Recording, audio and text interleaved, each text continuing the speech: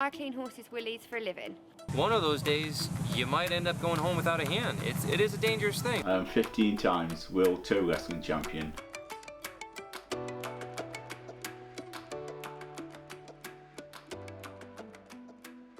People think it's the worst job in the world, but I don't necessarily mind it. It's not something I enjoy, but it needs to be done. Hi, I'm Mercedes, and I'm known as the Sheaf Queen, and I clean horses' willies for a living. Good boy, Romeo. I got back into horses after my daughter was born, and from there, it was an ongoing joke at my stables because no one wanted to do the job. So I've got a tattoo on my finger, which is Queen. So I decided to then, obviously it's a job that I'm using my hands, and it's sheaf cleaning, so I thought Sheaf Queen kind of had a ring to it, so that's where the name came from. Even my business Facebook page is the Sheaf Queen. I go around to different yards and clean other people's horses. Most of the time it's because they don't want to do the job. Sometimes it is because they've shown signs of colic-like symptoms, or they're just generally unhappy and they don't know why they're causing this. So this is a lot of what I do, is to see if this is what's causing the horse to be unhappy or in pain. Good boy. The beans are a build-up of smeg, urine and just general dirt. If a horse is stabled, they are dirtier there and have these beans. If a horse was a stallion and living out 24/7 in the wild, then they'd be using themselves and cleaning themselves properly, so they wouldn't produce beans as much. And there's a lot of horses that I go to that have never been touched or don't know, and there's other things I find up there other than these beans. So there can be sarcoids, which are cancerous lumps that grow up there, which obviously the owner wouldn't be aware of unless they were looking, which obviously most owners don't want to look to see them. My family are not horsey people at all, and they have never heard of this thing needed to be done at all. So they're all a bit shocked when I came home with the idea and told them this is kind of my new business venture. My husband was a bit disgusted, but everyone's kind of got used to the idea now and obviously just thinks it's great now. Hi, my name is Alan Nasty Nash. I am 15 times World Tour Wrestling Champion. I got into tour wrestling back in '94. It's a pure fluke. I wasn't looking for anything to do, but I thought, put my name down, I'll have a shot at this, seems okay. And I won the world title. Ever since then, I've just become a legend in the sport. A lot of people ask me how I feel when I win a competition, but it's just another day in the office for me. The question is, how do I feel when I lose? I don't know, I don't lose. Not fairly anyway.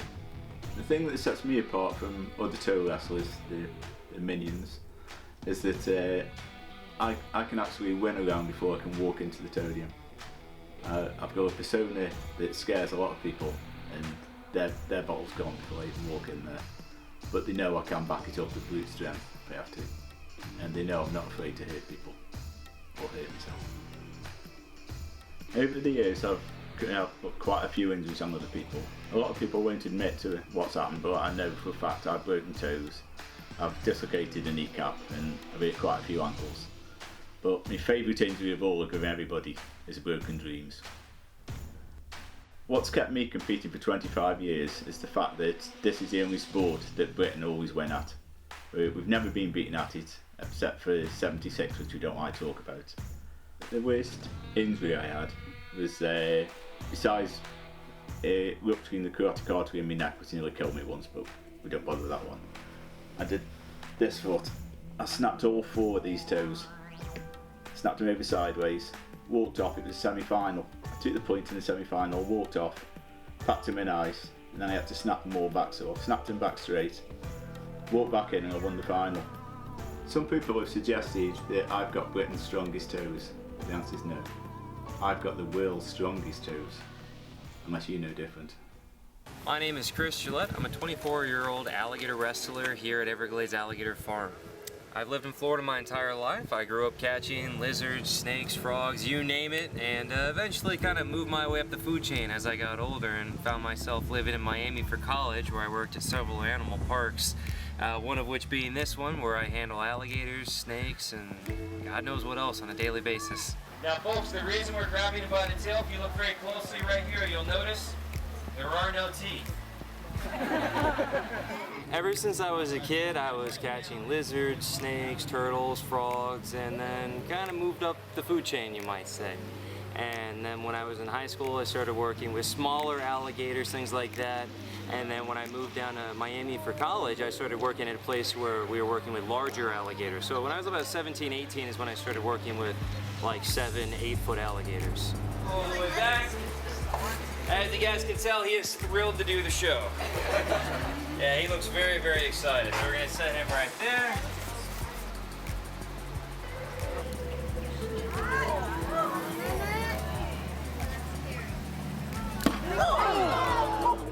I really enjoy working with alligators specifically. They're really fascinating animals. I mean, for one, it's an animal that's almost completely unchanged since the time of the dinosaurs. I mean, it's something that its predecessors literally ate dinosaurs. It's an amazing animal, and the fact that we have them here with us today is just quite a privilege, and I feel privileged to be able to work with the animals. On the other hand, though, it is quite dangerous. The animals, some of them can grow to become used to you to some degree, but it's still an alligator. He's not a Labrador. He never ever likes me. I never trust them, and you have to keep in mind at any point they might bite you.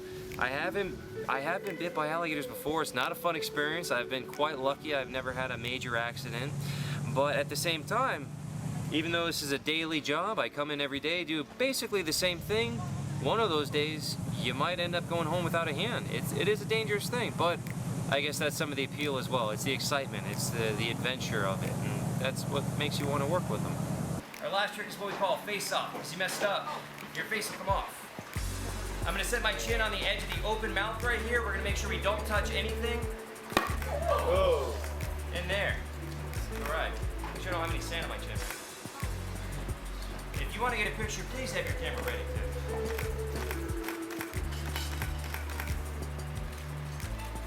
Get your picture quickly, guys. Everybody got one?